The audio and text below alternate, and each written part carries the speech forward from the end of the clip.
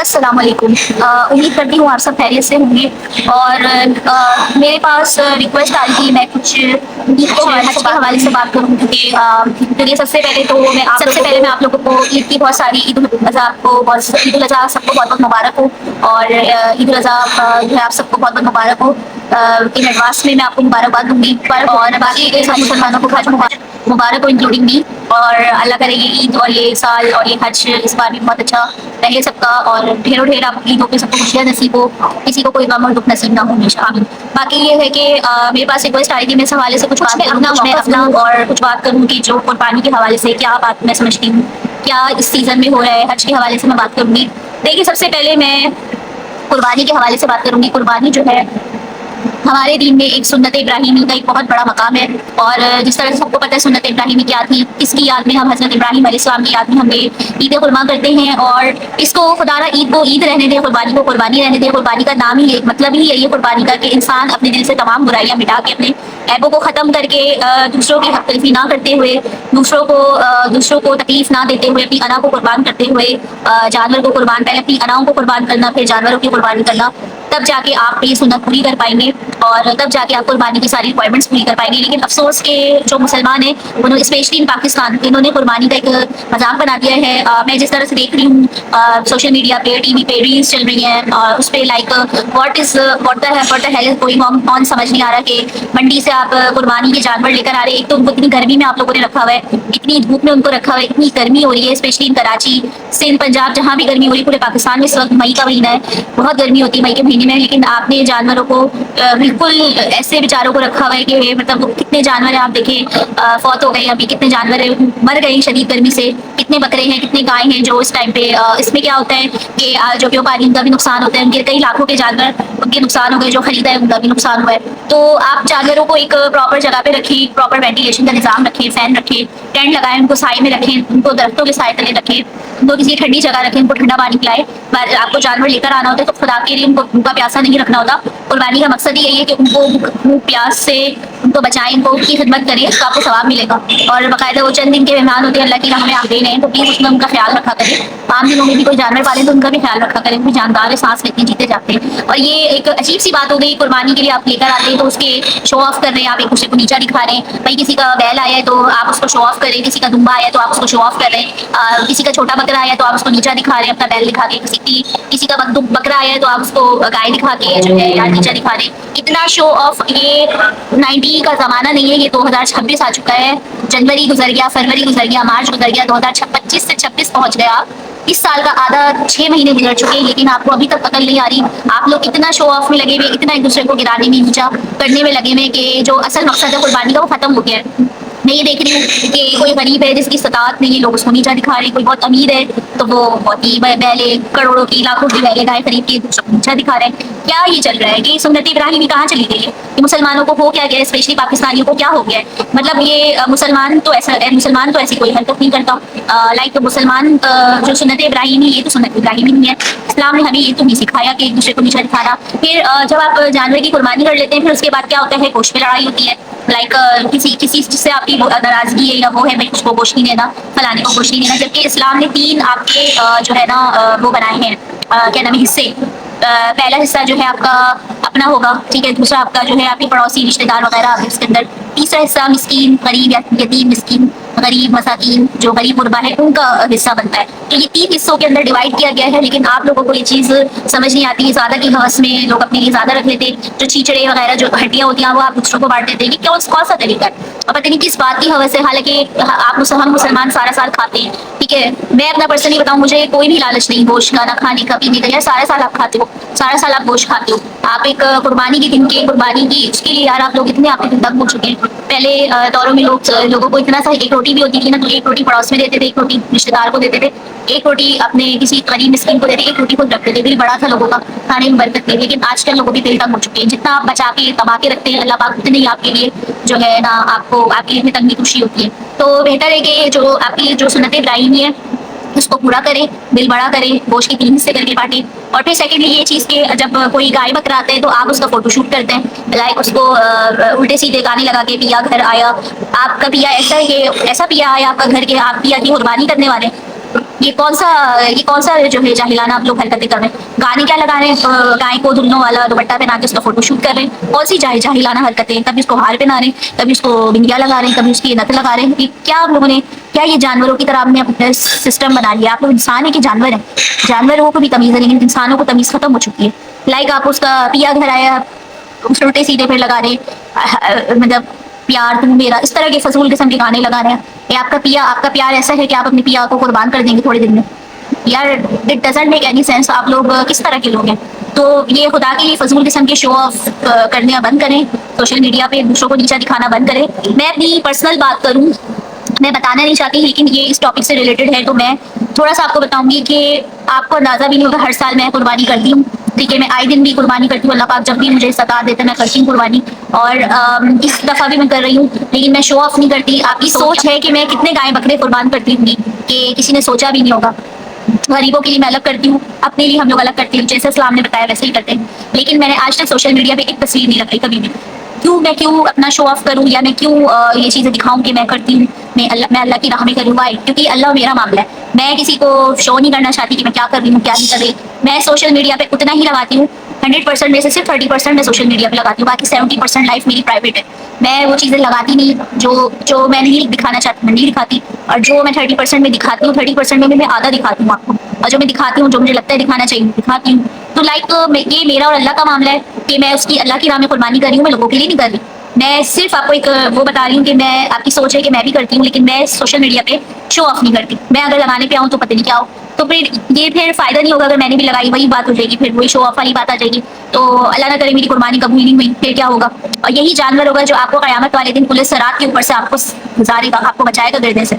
यही जानवर होगा गाय बकरा जो आपको उस पुलिस सरात के ऊपर से साबित कदमी से गुजारेगा। यही जानवर आपकी सिफारिश की सोर्स बनेगा कयामत में। तो प्लीज ये जानवर बहुत अहम है। कुर्बानी करें जिन जिन की सताते हैं। अपने इर्द गिर्द देखें, पड़ोसियों में देखें, अपने रिश्तेदारों में देखें, अपने गरीब मसाकीन सब में देखें जिनके घर स्पेशल कुर्बानी नहीं हुई। और जिनकी कुर्बानी हुई है भले आप उनको गोश्त नहीं दें, लेकिन जिनकी कुर्बानी नहीं हुई ढूंढें। अपने इर्द गिर्द बहुत सारे सफेद पोश हैं जो बेचारे नहीं मांगते, जो बेचारे किसी उनमें बहुत अना होती है, छुपके बैठे होते हैं। उन सफेद पोश लोगों को ढूंढे, उन गरीब लोगों को ढूंढे और ढूंढ के इनक तक गोश्त पहुंचाए। और प्लीज गोश्त के नाम पे उनको छीचड़े ना दे, छीचड़े हड्डियां नहीं दीजिएगा। क्योंकि गोश्त दे रहे हैं तो प्रॉपर गोश्त दीजिएगा और अच्छा गोश्त दीजिएगा, अजर अल्लाह पाक आपको भी देगा। और प्लीज ये शो ऑफ करना बंद करें। जो सही सुन्नत इब्राहिमी का मकसद है आप उसको काइंडली पूरा करें, और पूरा करते हुए अल्लाह की राह में कुर्बानी दें। इससे ये होगा कि आपकी दुनिया आखिरत दोनों संभलेगी, अल्लाह पाक भी खुश होगा। और अल्लाह के यहाँ गोश्त नहीं जाता, अल्लाह की आपकी नियत जाएगी। तो अपनी नियतों को साफ रखें। जब नियतें साफ होंगी तो मंजिल आसान होगी, ठीक है। फिर उसके बाद आती है हज की बारी। हज के बारे में मैं यही कहूंगी कि लाइक आज मंडे और कल के दिन हज होने वाला है। हज अकबर बहुत बड़ा दिन है। तो ये हज के जो 10 दिन है बहुत इंपॉर्टेंट होती है। इसमें आप रोजे भी रखें। मेन हज अकबर वाले दिन आप जो जिस दिन हज अदा हो उस दिन भी रोजा रखें, इंक्लूडिंग मी, मैं भी रोजा रखूंगी इंशाल्लाह। बाकी ये कि इसमें ज्यादा इबादत करनी चाहिए आपको, जितना आपका फोकस हो करना चाहिए आपको। देखिए हज का मकसद है, वही वही बात आ जाती है। आपका हज का मकसद है, आपका कुर्बानी से लिंक हो जाता है। हज आपका होगा फिर कुर्बानी अदा होती है। मैं एक मैप देख रही थी, उसमें लाइक मैंने जो हज का प्रोसेस देखा, हज एक थोड़ा सा वर्टिकल इबादत है। हज में पहले आपको चलना इतना पड़ता है, आपको मतलब एक आपको मुसलसल तस्बीहात करनी पड़ती है, मतलब बहुत सारी चीजें आप मुसलसल जिक्र उसकार अल्लाह के करने होते हैं। और आपको जो है वो भी कराए जाते हैं, ज़ियारतें कराई जाती हैं। मतलब फिर मेन डे पे आप जाके मतलब जो आप हज अदा करते हैं, तवाफ होता है।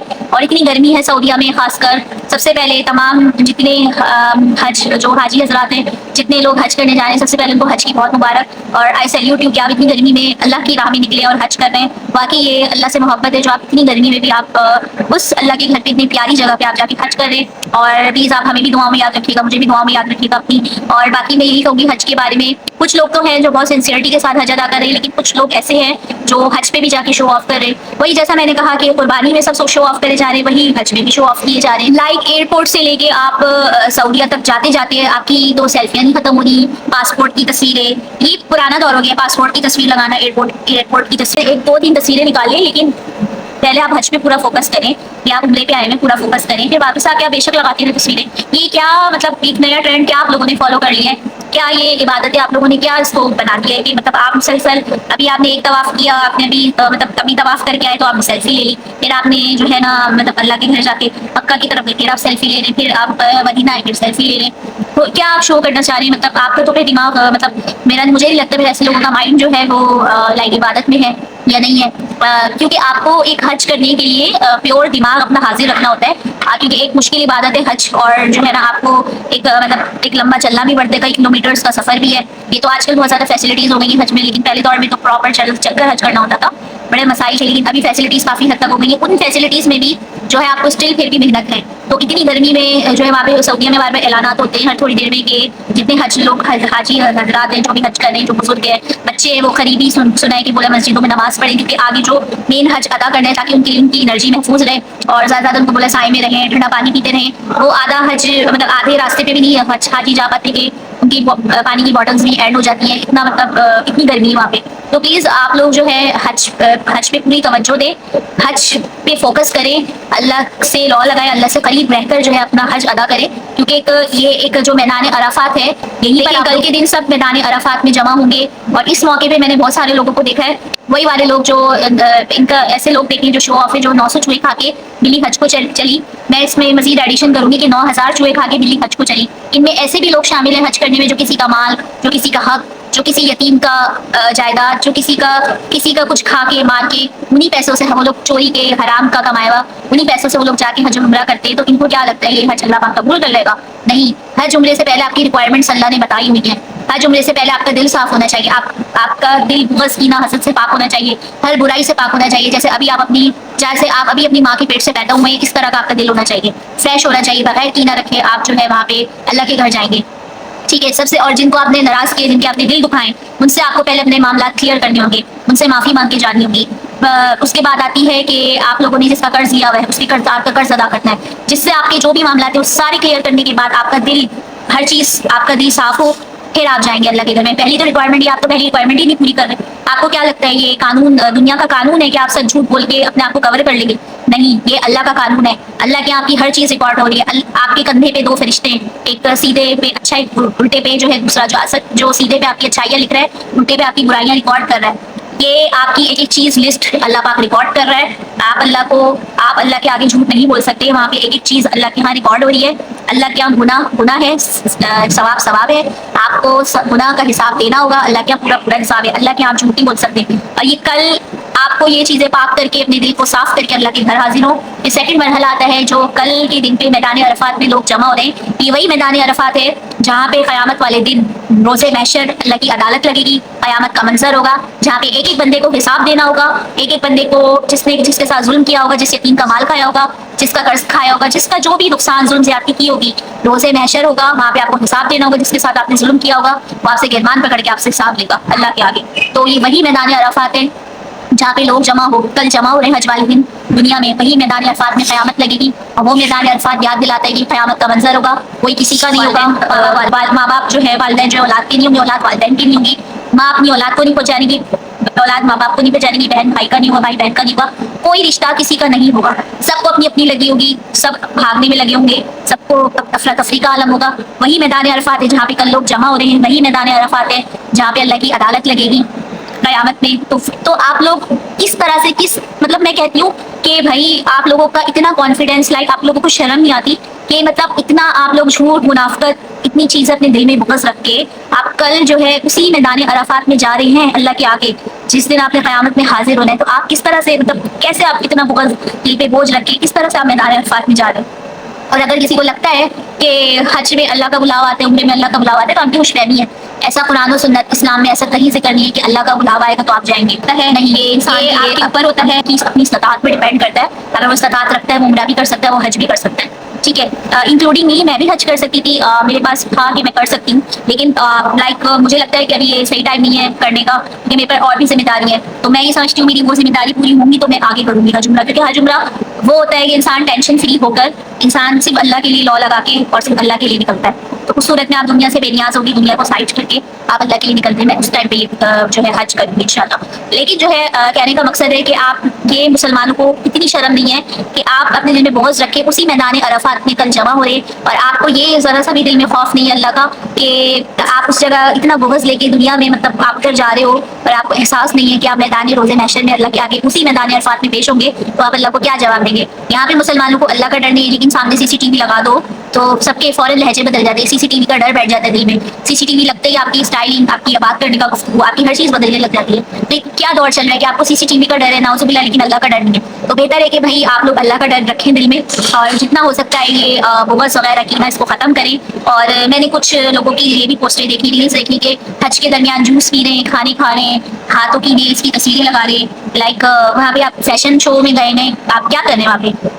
फैशन कर रहे हैं या क्या कर रहे हैं बैठ के वहाँ पे? मतलब कोई लाइक नजर ही नहीं आ रहा कहीं से कि ना कि आपको कोई वो है, लगाव है।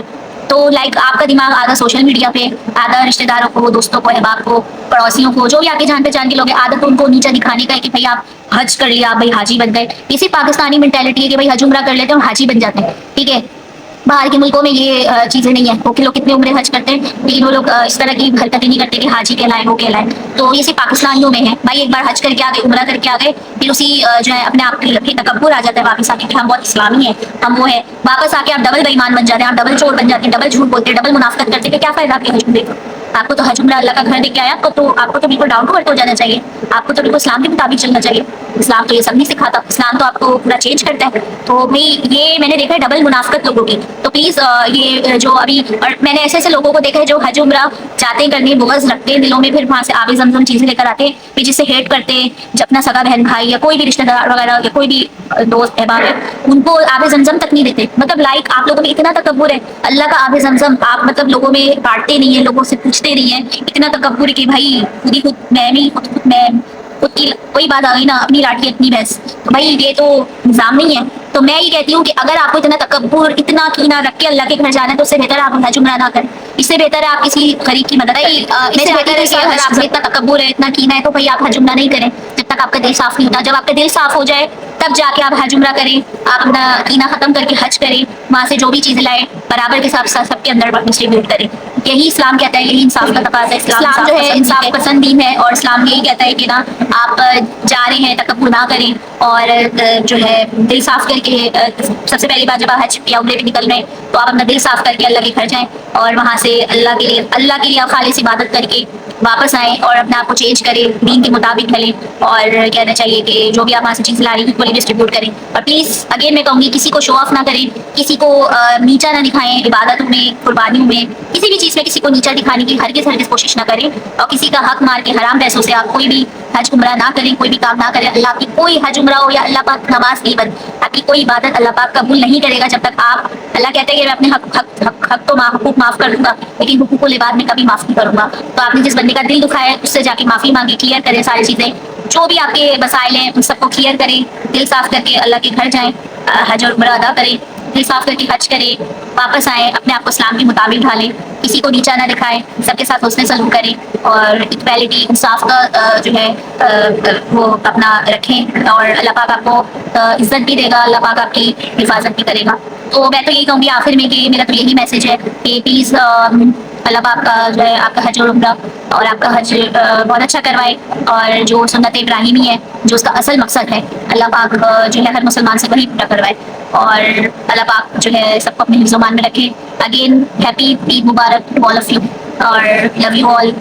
इसी के साथ ही मैं आज का टॉपिक यहाँ एंड करती हूँ। It's doctor engineer signing off. अल्लाह हाफिज़।